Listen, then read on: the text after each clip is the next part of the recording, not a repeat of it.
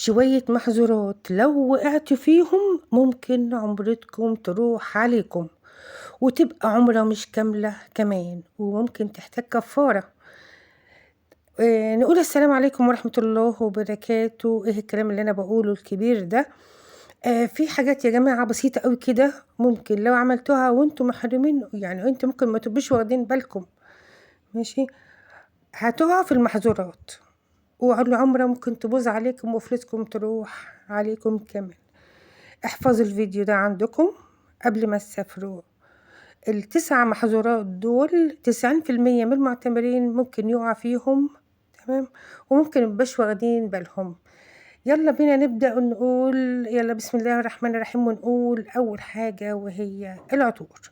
طيب، العطور أو الطيب من لحظة ما تقولي يعني تنوي الإحرام، تمام، وأحرمتي وقلتي لبيك اللهم عمرة، ممنوع منعا باتا البرفان، الشاور جل، اللي هي الصابونة اللي ريحتها قوية، أو مزيل العرق اللي فيه ريحة، أي حاجة فيها عطر أو طيب ممنوع نهائيا. وخلي بالكم انتوا بالذات يا ستات عن الرجالة كمان، تمام، يبقى ممنوع العطور نهائيًا. طب لو الريحة جات عليكم غصبٍ عنكم عادي مفيش حاجة، يعني بعد ما أنتِ نويتِ الإحرام وجات عليكِ برفان وأنتِ مش واخدة بالِك، مفيش أي حاجة، لأن أنت مش متعمد، تمام، يبقى عليكم بقى فدية، يا صيام 3 أيام أو إطعام مساكين أو ذبح شاة.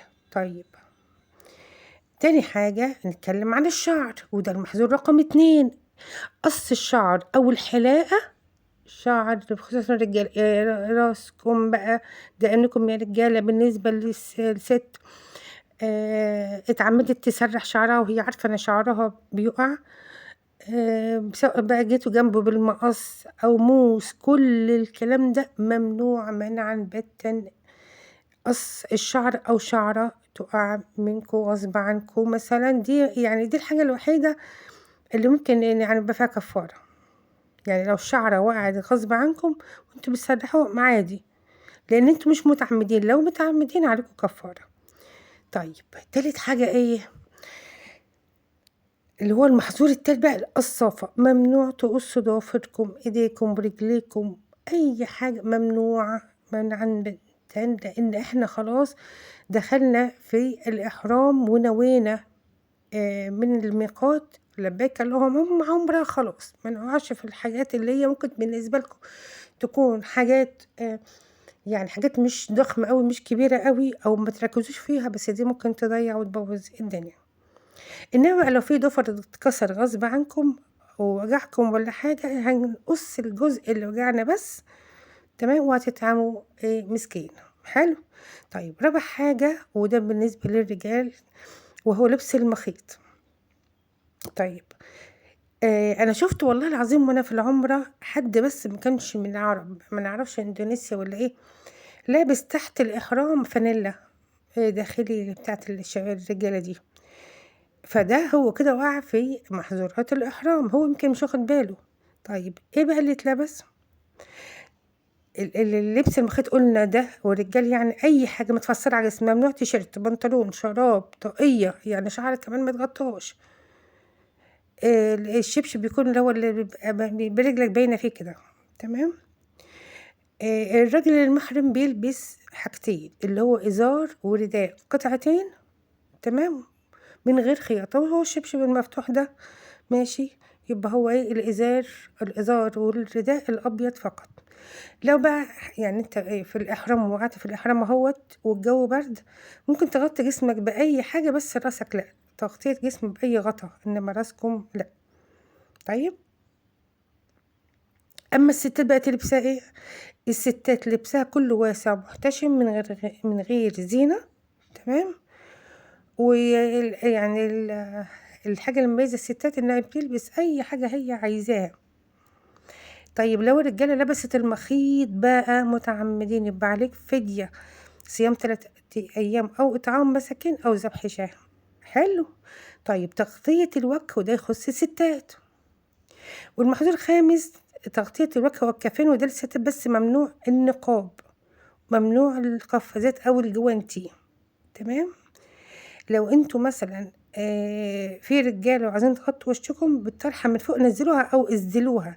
يعني انا كنت شايفه بنات بتلبس، عارفين اللي هو الكاب دوت، وتلبس فوقيه تسدل عليه الطرحه فقط. لو انتوا يعني محجبات بالنقاب، انما عادي والله يا جماعه، ده ربنا كلام ربنا اللي قال. تمام. طيب طبعا الجماع وده كله عارفه محظور سادس والاخطر، تمام، من التلبية. يعني انت ممكن مثلا تروح مثلا تنوي عمرة وما تروحش تعمل عمرتك على عليك طول، فدية وحاجة في كبيرة محظورات مثلا، ممكن تقع ممكن فيها. تمام. ذبح جمل مثلا. من اول ما تقول تمام. لبيك اللهم عمرة وهتعيد لحد ما عمرتك من أول تقصوا تاني. أنا شعركم كنت اخر على جبل حاجة في العمرة، العرفات ممنوع وكده، وتروح الجماع تنوي بين عمرة الست وتيجي والراجل تعتمروا لو تاني. حصل وانت تمام. متعمد. طيب تمام. كل فكده الحاجات اللي فسدت حوالين موضوع بقى العمرة. الجماع بقى والحاجات دي كله ده ايه مكروه. طيب عقد النكاح ايه هو بقى؟ ان انت مثلا تروح تتجوز او تخطب او تجوز حد او تخطب لحد وانت محرم، هيكون العقد باطل ومش صحيح. تمام. وده من ايه، من ضمن المحظورات اللي احنا اتكلمنا عليها. الصيد، وده المحظور التام له، صيد البر ممنوع تصطادوا اي حيوان بري، غزال، أرنب، عصفور، ولا تأكل من حتى لو اصطادتهم، ممنوع الأكل، يعني ممنوع الصيد أو الأكل. إنما مثلا لو أنت في مكان فيه بحر وجبتوا سمك ده حرام، إلا الخمس فواسق اقتلوها عادي، اللي هم إيه، العقرب، الغراب، الحدقة، الكلب العقور. خلاص. ده لو يعني انت ماشي مثلا وشفت حاجة زي ديت ممكن تضرك، لا ده اقتله عادي. المحظور التاسع بقى اللي هو الجدال والخصام. ربنا قال فلا رفث ولا فسوق ولا جدال في الحج. لسانكم لازم يبقى أنظف من إحرامكم. تمام. طبعا معملش زي فدية، بس بيقلل أجر عمرتكم جدا. تمام. طيب ندخل في أركان العمرة، ولازم أركان العمرة تتجنب كل المحظورات اللي فيها، والعمرة أركانها 4، لازم ال4 يتعملوا كاملين عشان تبقى عمرتك كاملة. طيب الركن الأول وهو الإحرام، وده بيكون يعني الست بتحرم في بيتها، وممكن الراجل يحرم في المطار، فأول ما تقول اللهم لبيك عمرة خلاص انت دخلت فين، في نية العمرة. فخلاص احنا بدينا كده نخلي بالنا من كل المحظورات، وده أول ركن في أداء للعمرة. طيب ايه التاني؟ الركن التاني في أداء العمرة اللي هو الطواف 7 أشواط حوالين الكعبة، بتبدأ من الحجر الأسود وتنتهي عنده. تمام. يعني طبعا أنا عاملة فيديو في العمرة كاملة، هبقى أحطه لكم اللينك في الوصف. تمام. وانتوا بتطوف بقى مفيش دعاء معين ممكن تقولوا، اللي في قلبكم قولوه. تمام. ودعوا براحتكم. الصوت الركن الثالث.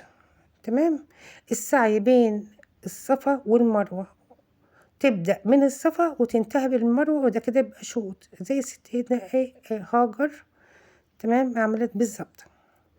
لما توصلوا للصفا والمروة استقبلوا الكعبة وكبروا 3 مرات.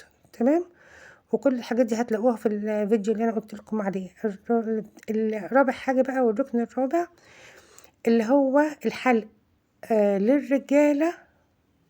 تمام. والتقصير للستات، يعني الراجل بيحلق او بيقصر، والافضل الحلق، والتقصير للستات يعني مثلا تقصي مثلا قد عقلة صباعك كده من شعرك كده. لو ركزنا في كل الحاجات دي ان شاء الله عمرتكم هتبقى كاملة بعد ما تتحللوا. طبعا الترتيب مهم جدا. طبعا التفصيل العمرة بالظبط ازاي هيبقى موجود في الفيديو اللي هبعته لكم. كده انتوا عرفتوا كل المحظورات والاركان. ربنا يتقبل عمرتكم طبعا لو ويكتب لكم الاجر الفيديو كامل فاتكم يا رب. ابعتوه لحد ناوي افتكروا دايما يكون لسانكم انظف من احرامكم يعمل عمرة، وقلوبكم او انتوا اخشع نفسكم من احفظوا طوافكم. الفيديو، اكتبوا لنا في ربنا الكومنتات ناويين يتقبل تعتمروا منكم. امتى. الفيديو لو فاتكم اوعوا ابعتوا. تنسونا بالدعاء بالله عليكم.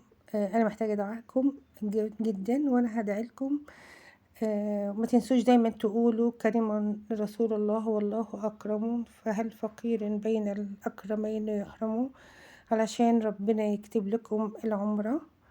الفيديو اللي هبعته لكم فيه كل أركان العمرة بالتفصيل، واستنونا في باقي سلسلة كل شيء يخص العمرة والحج إن شاء الله، في محظورات، في حاجات تانية ممكن تكونوش واخدين بالكم منها. والسلام عليكم ورحمة الله وبركاته.